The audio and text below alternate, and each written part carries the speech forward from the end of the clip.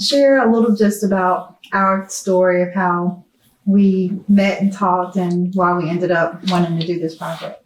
So we were at the TD Jakes event last year, and Dawn and I was just having a candid conversation. We were talking about parenting, and I can't remember exactly what I said, but I made a comment as if, boy, I thought I was the mom of the year. Up until a couple years ago, around Christmas time, my son and daughter was in the living room, and they was like, "Mom, you missed the mark." I'm like, "I missed the mark? You can't tell me I missed the mark." They said, "You didn't always get it right." I'm like, wow. So I got quiet and I had to think about it and process some things. They said, "You can't parent us through your lenses. You have to let us live." And from that moment, my parenting style has changed somewhat. I appreciate that conversation because it changed me who I am as a mom. Like, you heard us and you did the work. So I feel like we feel more comfortable having these conversations with other people and helping them, because even though we're still going through emotions with our relationship, we see and have learned enough to help other people. So we're doing this project. So hopefully everyone can learn quicker than we did and just offer some advice. Why we all joined this project and try to do the mother-daughter project, so we could show just like you need that comfort level with your mother to come to her and say, "I need this," or because they're not mind readers. And like when she said that, I had like an aha moment myself. I was like, wait, I want to tell my mom she needs to do this, so she needs to do that, because for like a long time I had like not resentment but anger that she didn't do the things that I ended up grew up to want and realized that I needed a lot more of. I would say, well, one of the reasons why I did it was that moment just now, like to get that acknowledgement and that understanding between one another. Because all that happened when I was such a young age, I kind of just like, it was just my way of life. So I didn't really like speak on it or like really have much to say about it. It was just like, it is what it is. This is my life and I'm gonna deal with it. But to hear her acknowledge that, like, I want a better relationship with my mom. I feel like because at a young age I had so much pressure, it kind of strained our relationship a little bit, especially as I got older, because I resented some of that responsibility, because I just wanted to be a kid. But like, I wouldn't change it though, because it made me who I am, and that's why I wanted to do this. Like, really understand one another and acknowledge like either hurt feelings or misunderstandings, or just build, because you only get one mom. And I've already had the experience of almost losing mine, so I'm gonna work for that relationship. I think for me it was just like a unique opportunity to reflect. We live our life every day just like doing just that, living our life, and you talk to your mom and you say hey, bye, you share whatever whatever that relationship stands as. But without something like this, like forcing a sit down, I'm not sure. Speaking for me, I don't know if we've ever would have got this deep on having conversations. And even behind the scenes, my mom hasn't said that much on the camera, but like just doing this project, we have had like several conversations that we've never had before, simply by being a part of this. And then like, what if they ask us this? What are we gonna say for this? But it's just brought about conversation. I'm like, dang, I'm glad we're doing this, because we never would have talked about this stuff. I think my advice would be to acknowledge, make time, and talk about it. Be okay talking about it and making time to talk about it. And then have fun, laugh a little. Yeah. Okay. Don't have to be so serious. On that note, since my mother will be seeing this, I do recognize that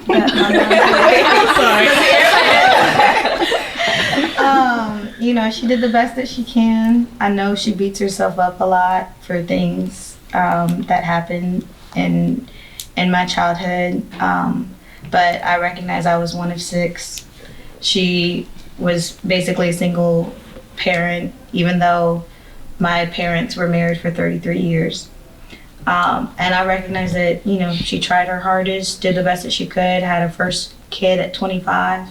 I could have done that. She had 3 kids by the time she was 30.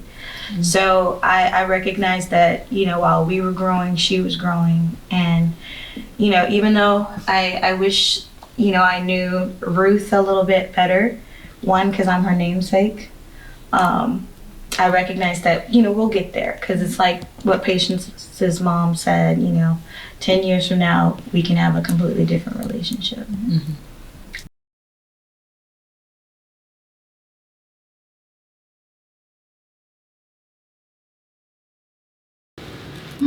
I feel like I wouldn't have done anything different. I think I parented from the place where I was at that time. I gave my all. I did my best. I loved my kids. I supported them. I think we're too hard on ourselves. You can't rewrite history. Yeah. You know, you have a starting point, and we're all progressing. So we do the same things back then that we would do today? No, because we're better now. Right. We've learned more. You know, we've got more experience. But we were learning on the job. I know a lot of women in this room, they've given their all. They run businesses, they're at PTA, they're running banks, they're getting degrees and blah, blah, blah. We're too hard on ourselves. You know, dads do a quarter of what we do, and it's like, they want a parade. They want a parade, okay? We're doing everything. You know, we're doing our best, and I'm not gonna go back and regret anything. I've learned from it, and I encourage my kids, if you needed something, you let me know, because I'm not a mind reader. I'm giving you everything I got at this moment, and that's it. Yeah.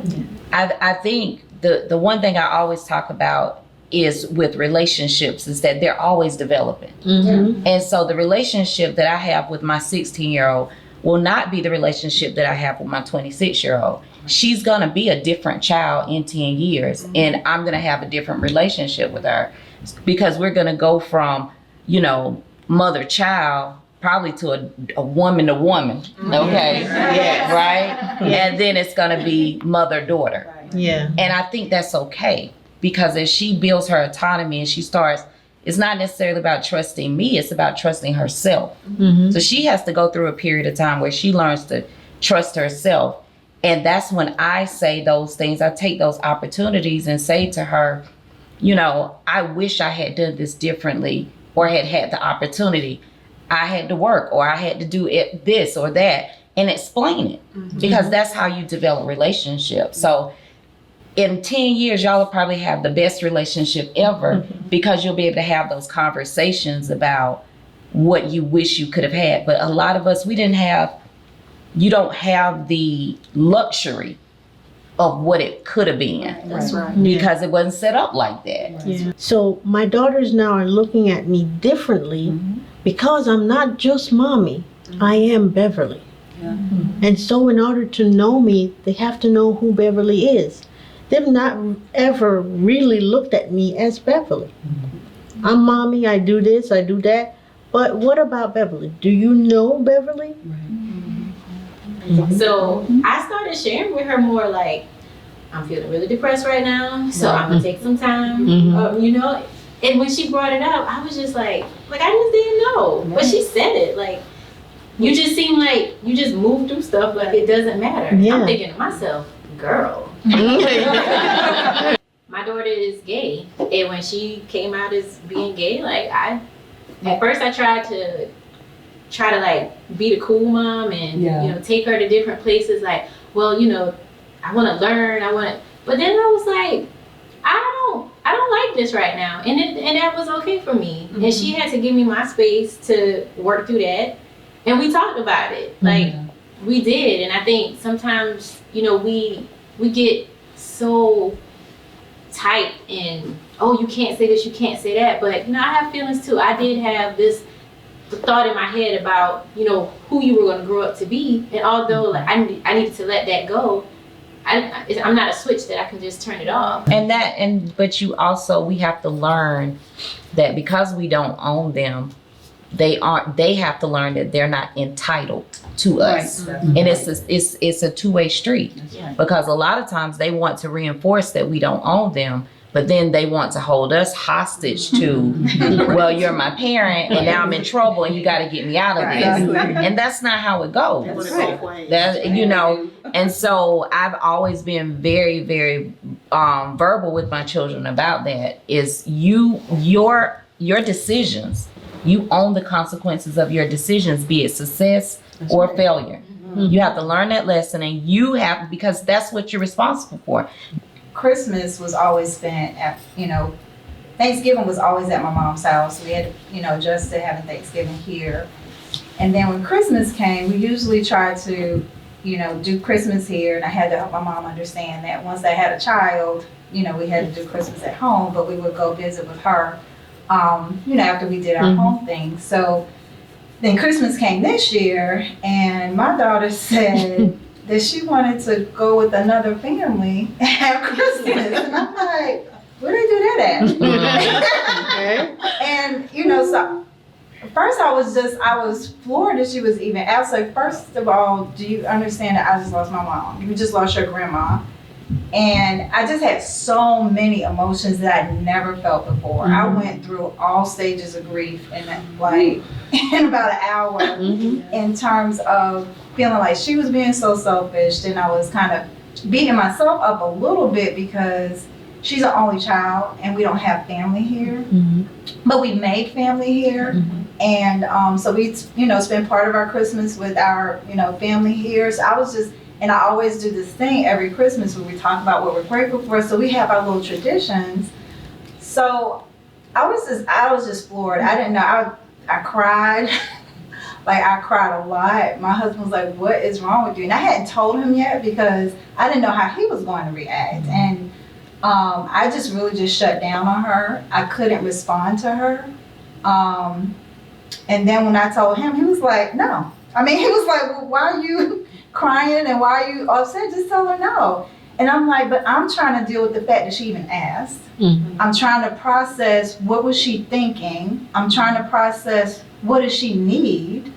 I'm processing all of these emotions, and I'm trying to deal with my own emotions and my relationship with my own mother. So it's just a lot for me at one time.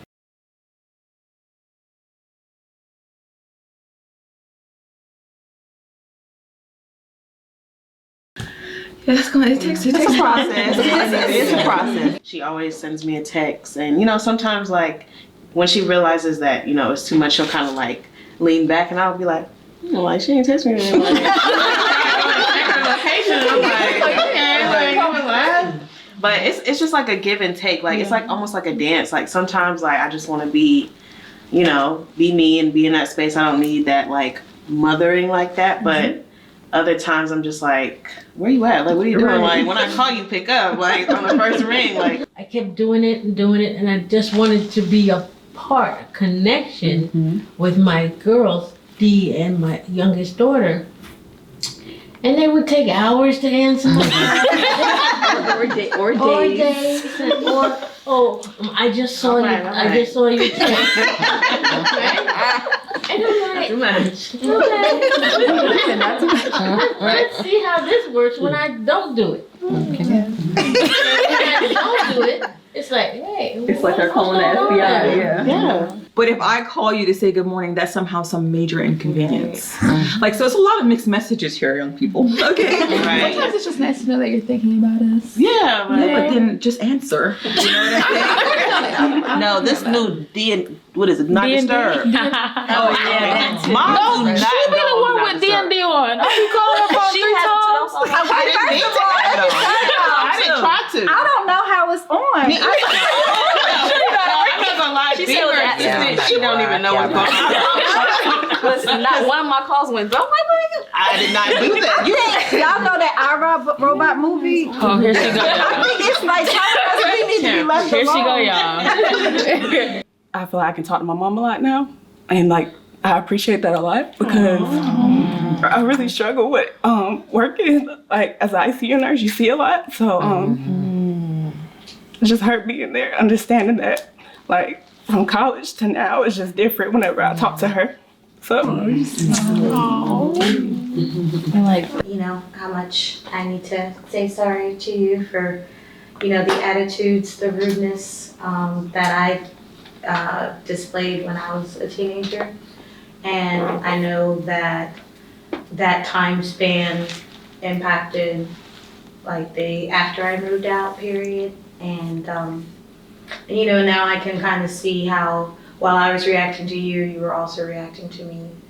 And so I can look at it from different perspectives. Yeah. When I had my stroke, my mother had to step in. and they were 4 and 5. So now that they're women, I'd like to be more apart because I spent a lot of their childhood recovering. And for me, I think I took that on as I let them down. But I learned to realize that I didn't let them down. I actually taught them how to fight and be a warrior. So I'm proud of you. I never wanted you to feel ashamed of what happened. Like, you were always super mom to me. You were always, you know, like my number one person. Like, I never saw you any differently. Like, and I just want you to know that for real. Like, you never had to be ashamed or embarrassed or anything. I feel like it just made you even more of who you are. Like, I never saw you any different. Thank you. I mean, we have a really good relationship, but she's 16. And boys have not really, you know, she ain't been in love and I ain't been looking at her like, he is not the one. You know, we haven't done that yet. You know what I'm saying? So all these things that I know can create some issues, you all have really helped me with just some ideas on how to navigate that. I do think I'm probably still going to tell her because Taylor, pray for me, okay? But overall, it's really inspiring to hear all of y'all and how y'all have worked out your issues through growing up as a mother and daughter. But it's really reassuring to know that me and my mother's relationship is exactly where I thought it was.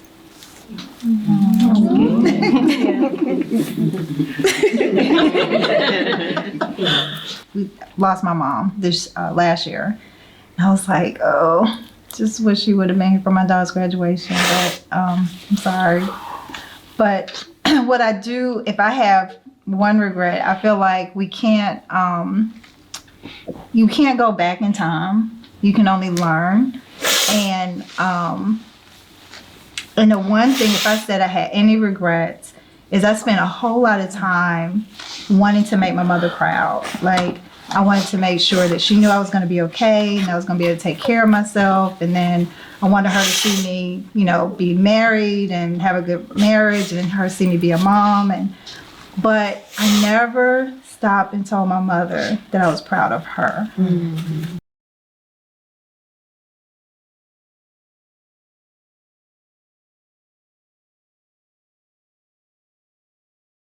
My lesson as the mom, let them live.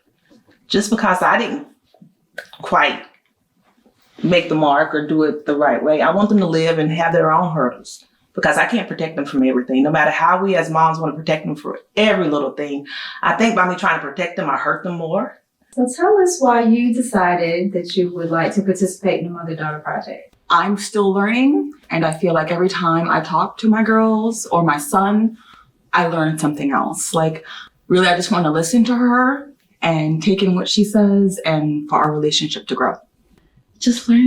I'm learning how to communicate with you better. Yeah, as an adult. Yeah. Right. So any words of advice that you would give to other mothers and other daughters? I would say try to enjoy it so much when they're young because it just goes by so fast.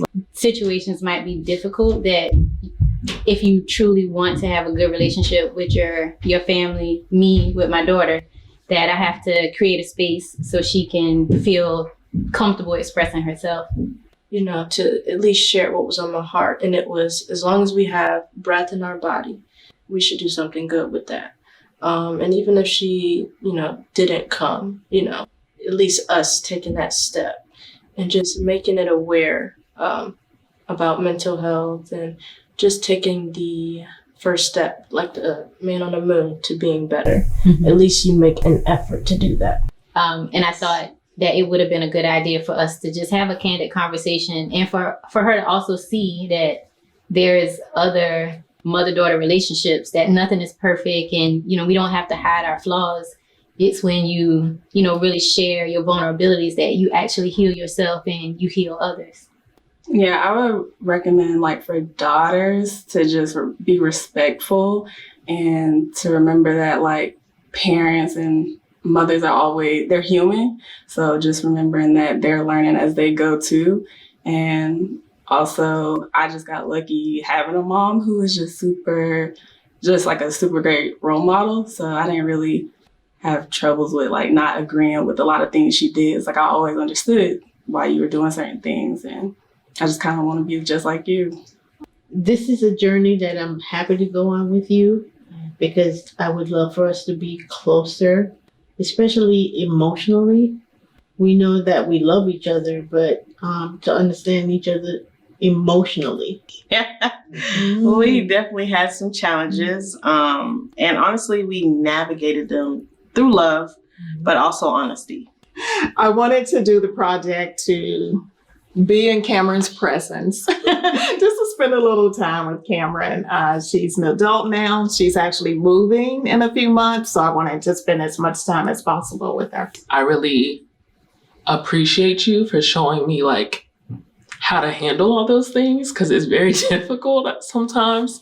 But I'm also learning that I am my own woman, and being independent is good, but it's also good to have a community. So I'm trying to balance doing me while also making sure I still value family and friends and just not being so isolated or not feeling like I have to be isolated. I didn't want to come, but my mom was like, you don't have to if you don't want to. I'm not going to push you, too hard out of your comfort zone. But this would be special.